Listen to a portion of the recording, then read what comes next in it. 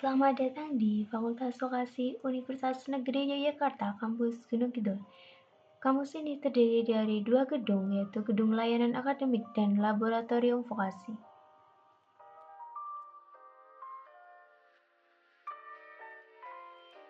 Oke guys, sekarang kita udah sampai di depan GLA. Kalian pasti kepo di dalam GLA itu isinya ada apa aja. Langsung masuk aja. Let's go. Nah, saat kita masuk GLA langsung ada lobi kampus UNI Gunung Kidul.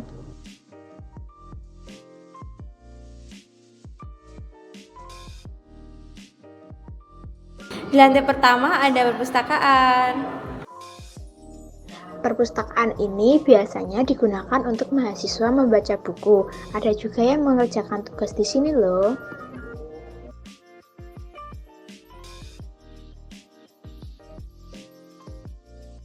Oke guys, selanjutnya kita ada di ruang sidang. Tapi karena ditutup, jadi nggak bisa masuk ya. Nah, di sini adalah ruang administrasi.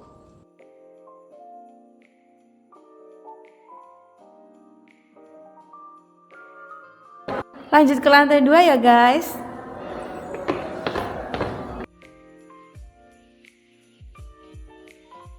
Selanjutnya di sini adalah teknologi perkantoran.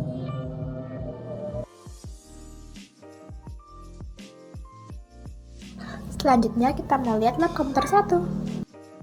Di sini ada lab komputer 1 yang biasanya digunakan mahasiswa untuk mata kuliah praktik yang menggunakan komputer. Selanjutnya ada kelas yang digunakan untuk pembelajaran mahasiswa.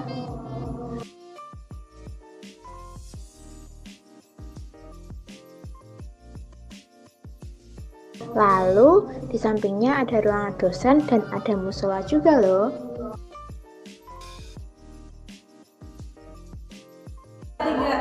Lanjut ke lantai 3 guys.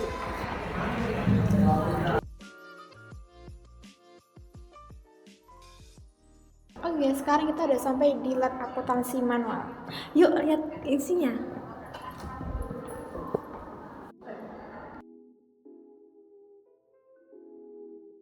Di lantai 3 juga ada kelas buat pembelajaran mahasiswa dan ada juga ruangan untuk dosen.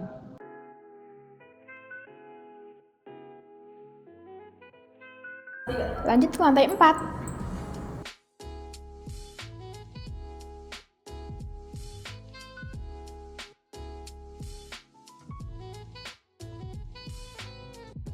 Nah, di sini ada ruang kelas 401 di lantai 4. Kita biasanya belajar di sini, guys.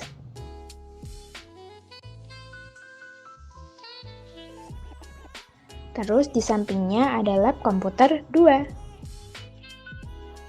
Oke guys, kita udah selesai keliling-keliling GLA. Terus kita mau kemana? Kita mau ke lab vokasi. Let's go. Let's go. Halo guys. Kita di sini akan ngenalin lab vokasi. Kalian pasti bertanya-tanya ini, apa sih yang ada dalam lab vokasi ini? Kalau kalian mau tahu lebih lanjut, ikutin video ini sampai selesai. Tanpa berlama-lama, kita langsung masuk aja. Gas! Oke guys, kita udah sampai di ruangan pertama, yaitu ruangan tata boga yang ada di lantai 1 lab vokasi. Nah, kita langsung masuk aja. Di sini adalah ruangan kuliah dan demo tata boga. Nah, di sini ada ruangan manage kitchen. Biasanya digunakan untuk praktik masakan kontinental dan Nusantara.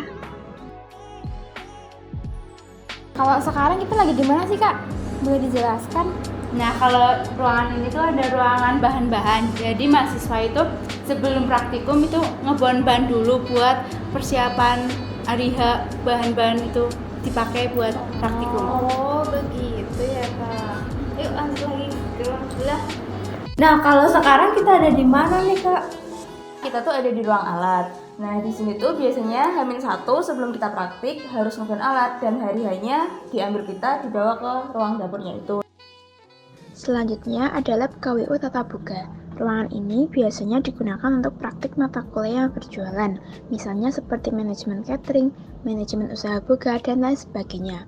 Ruangan ini cukup mirip dengan ruangan mini kitchen dan pastry, tapi ada beberapa barang yang mungkin berbeda.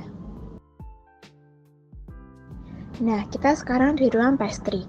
Ruang pastry gunanya sama dengan ruangan mini kitchen. Di ruang pastry ini, alatnya lebih lengkap, dikarenakan ruangan ini sering digunakan untuk praktik pastry. Selanjutnya, ini ada ruangan kuliah tata boga. Ruangan ini biasanya digunakan mahasiswa tata boga untuk kuliah teori.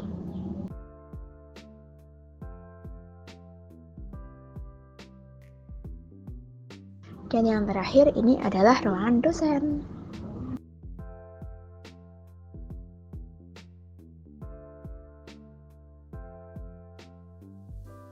Nah, itu tadi mengenai ruangan tata boga yang dipandu sama Kak Rosa. Terima kasih ya, Kak. Terima kasih, Kak. Ya, selanjutnya kita mau naik ke lantai 2 untuk melihat ruangan tata busana.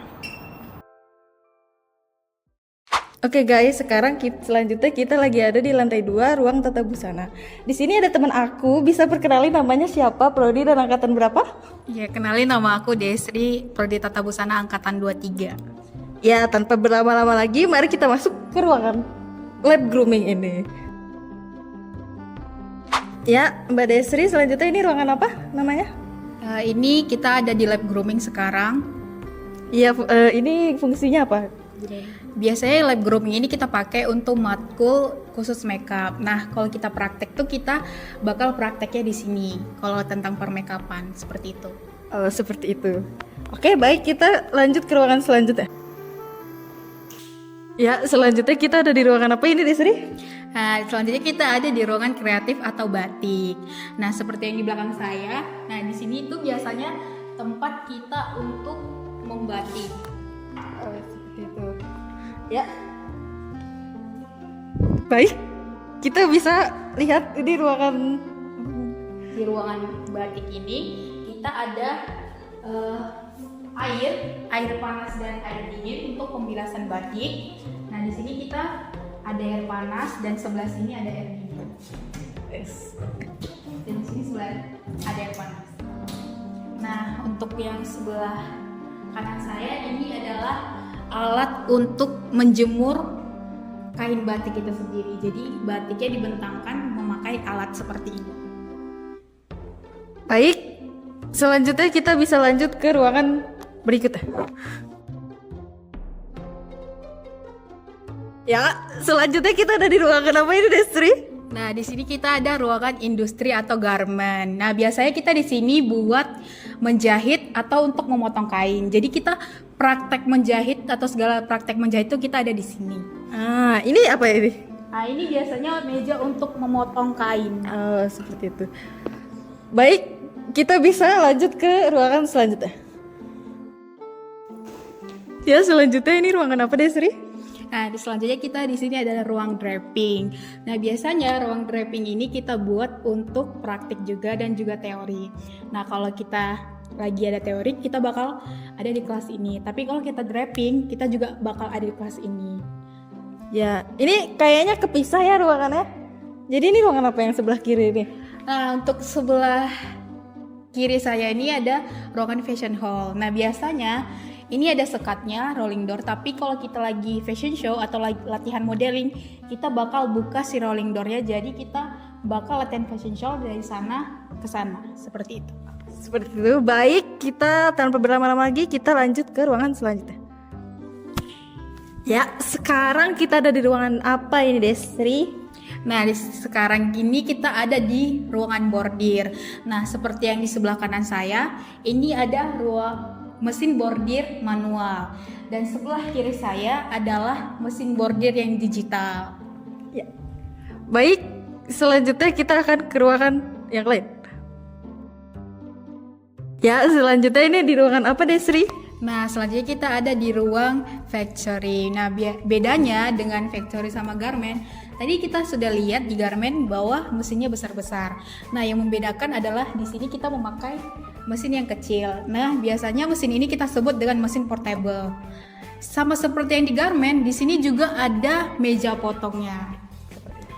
Dan ini ada contoh kaos yang sudah dijahit. Oh, mesin ini.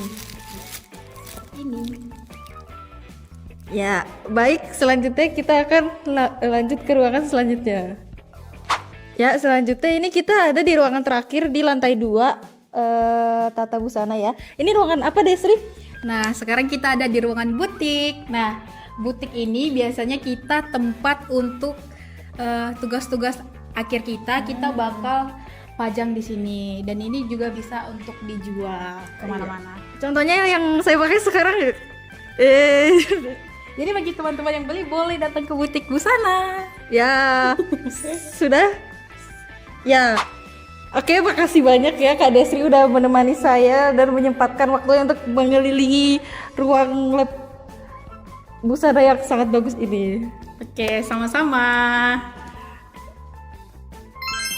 Baik, selanjutnya kita akan naik ke lantai 3 yaitu ruang teknik.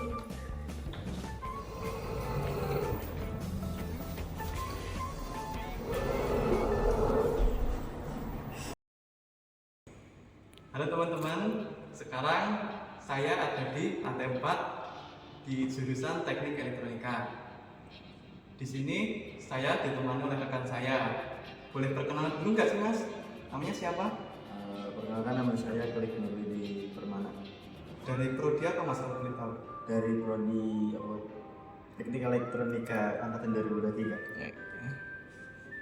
Kak, saya ini pengen tanya-tanya nih soal ruangan yang ada di Teknik Elektronika ini. Kan penasaran kan? Apalagi di belakang saya ini. Kalau di belakang saya itu ruangan apa ya Kak namanya? Ini namanya lab sistem otomasi dan kendali. Fungsinya buat apa ya Kak?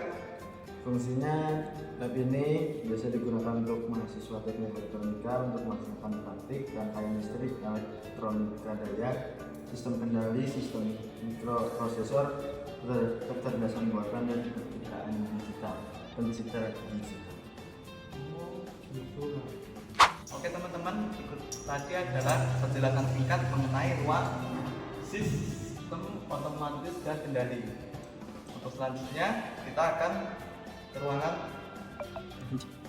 selanjutnya. Selanjutnya kita ada di ruangan apa ini Kak Kelik?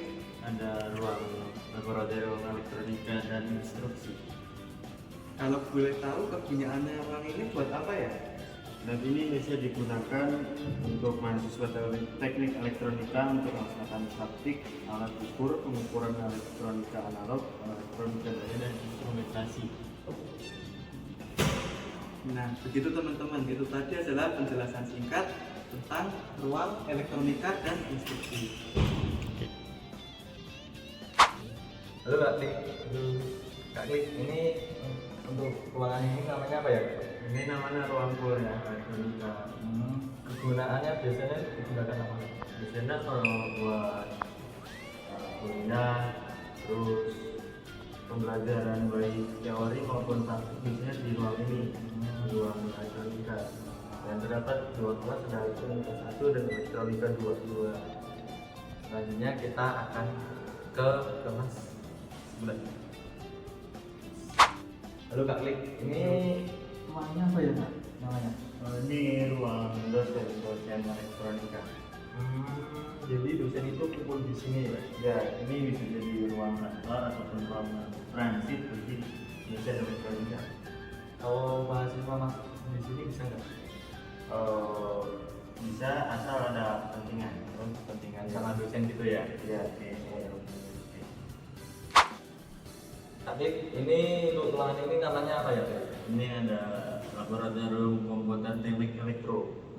Nah ini biasanya itu kegunaannya buat apa ya? Biasanya ini untuk kuliah praktikum atau sejenisnya bisa di sini. Nah, ini ada dua ruangan, ada lab com 1 dan lab com 2. Itu alatnya apa ya Kak?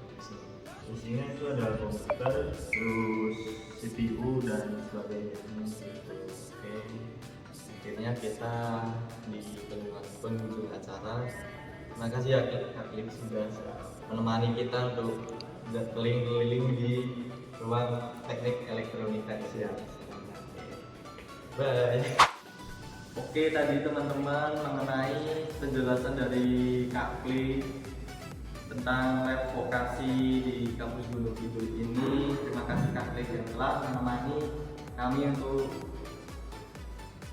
keliling di ruang teknik elektro. Mungkin ada kata-kata Kak Klik? Nggak ada deh. Nggak ada. Oke, nggak apa ya. Bye-bye teman-teman. Paham. Ayo join bersama kami di Fakultas Vokasi Universitas Negeri Yogyakarta, Kampus Gunung Kidul. Slogannya apa, Kak? Mantap pilih vokasi. Yeay.